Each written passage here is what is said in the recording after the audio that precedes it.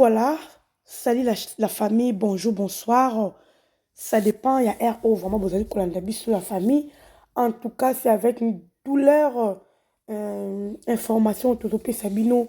Quand on est au Baka, tout ça, on a vraiment pour le Sabino, ben information, où ils ont le cas sur les réseaux sociaux, ben, alors, ben, tout, tu as une nouvelle, oh, il y a moi, il y a moi, il y a chanteur na biso ya ba icône na biso o babengi na komba JB Piana sa fille vraiment o azali une grande fille bomoni ye wana azoyemba abandaki mpe koyembela nzambe en tout cas akufi lelo na Paris na poto.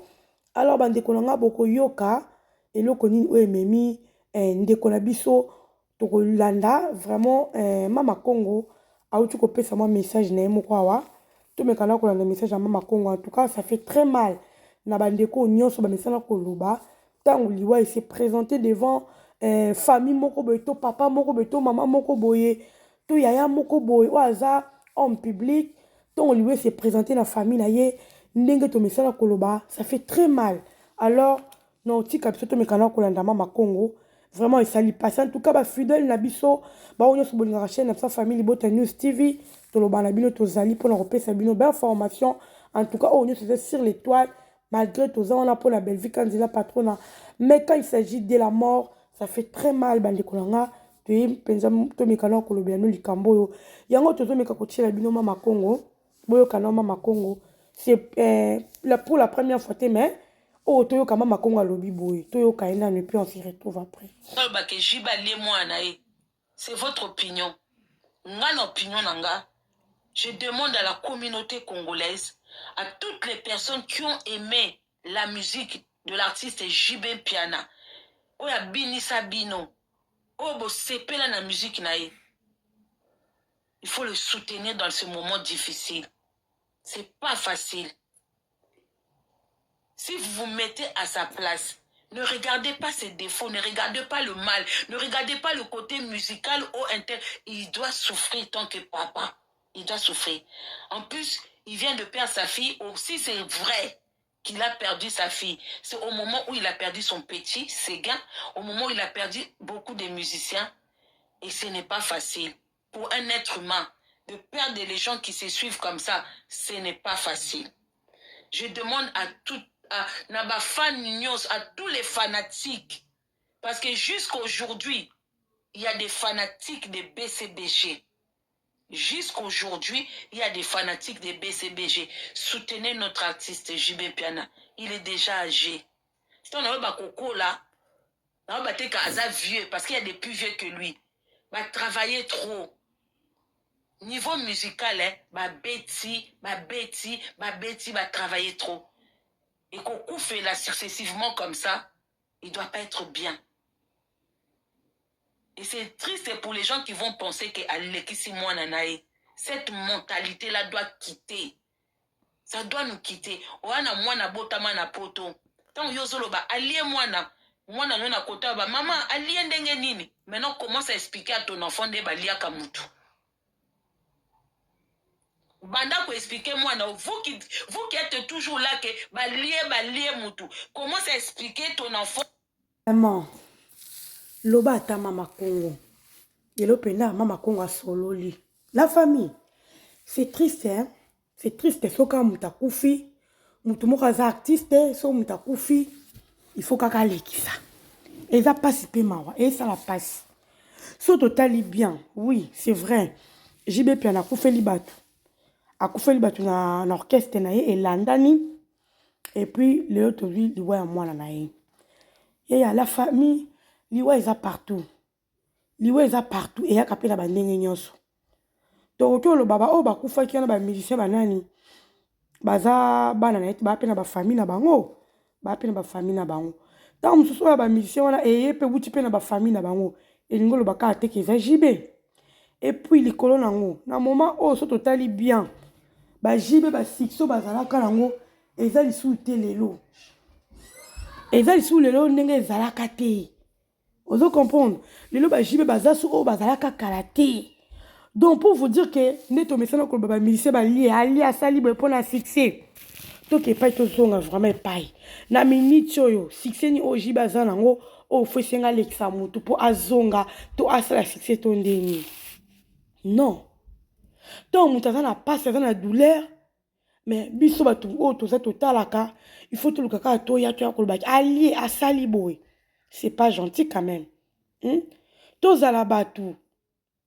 Donc biso se toza beso mutu aza homme public soki mutu moko aza milisa aza nini soki batu liwe na ndako lelo fo alia kaka fo eza kaka alekisi kaka alekisi ye po akoma na succès alekisi ye po asala boy po biso toyebi mutu alekisaka akolekisa mpo na succès akolekisa mpo na elo mo besongolo pakala mais bajibe lelo baza so nde bazalaka te babeta bamusike na bango basala oyo nyonso bakoki kosala batan wana mais pour le moto kobeta lisolo wana te ke alekisi mwana na ye po azwa nini po azwa succès est-ce que bajibe baza so na basuccès yango est-ce que bajibe baza so na basuccès yango lelo tokoloba baza so na basuccès yango te bajibe bawera baétape na bango esi eleki lelo toana baétape mosusu bafali bafere banani baheritier banani toana na étape ya bato mosusu.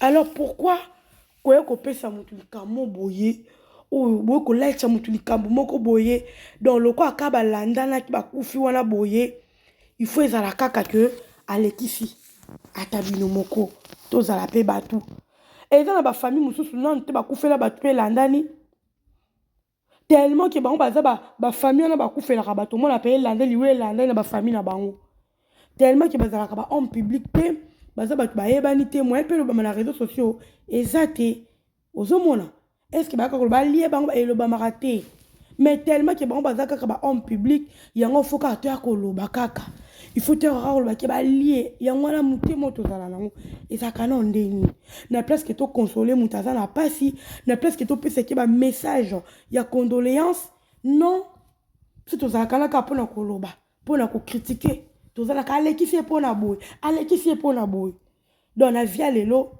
bato bakozwa so na ndenge normal te na via lelo motu soki azwi kaka seki alekisi motu soki azwi kaka seki asimbi mais ntango bato basouffraka au moins moto azosouffrir moto ana eloko te azobunda na vi na ye azobunda koluka bato bayaka kotia main forte to bayaka koloba mpe ezala te ke mawe bazelaka motu soki abongi moto azwi vi nde ekomi bomoni ta simbi te ntango azalaka na pasi nani ayaka kolobela na réseaux sociaux ntango azalaka na pasi nani ayaka kobeta te sete toyede motu boye tosala boye nani moto azalaka te tozelaka so moto akomi ne bien abundi na vi na ye ntango abandeki kobunda omona moto aza te abundi na vi na ye ntango akokoma stable akomi baopportunité na ekomi kofongwama ale biso bato tomesana koloba toye na internet toye na toile mpona koya kokondane batu mpona koya kokritike batu mpona koloba asimbi asali boye.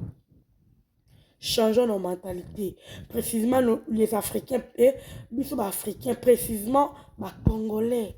Changeons nos mentalités, mentalité na pesa ma be makasi. Donc na biso ba Congolais mutako kufane liwa normal ti. Akufa liwa normal nde tozoyoka liwa na ye les accidents ezanini mais toyela bino sur information soki vraiment akufi na ni soka bela ki to nini tokoyela bino ba information la famille. Ça fait très mal. Bouti comme ça to vanda ki mais so mutakufi bo présenter ba mes condoléances ya famille na ye bo pe cette famille wana moi poa makasi bo fortifier.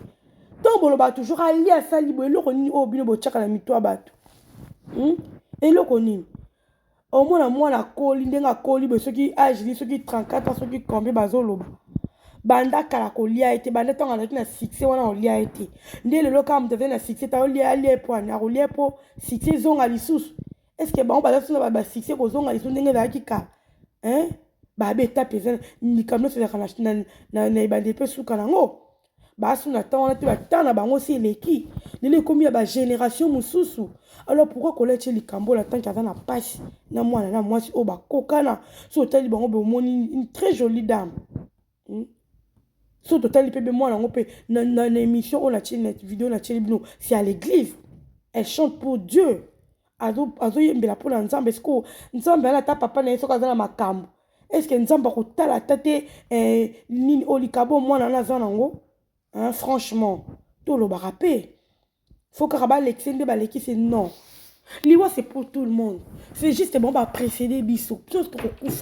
Alors, devant, bah, liwa, boye, faut te barani nyakolo. Après, qu'on prendre conscience. Otali, moi, si qui toko, lokola, moi, na biso, o akufi, o mitali yo moko, o bite, ntoto eza pamba. Alors, boni ko sa bato mabe, boni ko ya kokoloba mabe, boni ko critiquer, yaya, mitala, mizonga, ozonga mutu. En tout cas, la fille qui bino, tu connais les informations, moussous.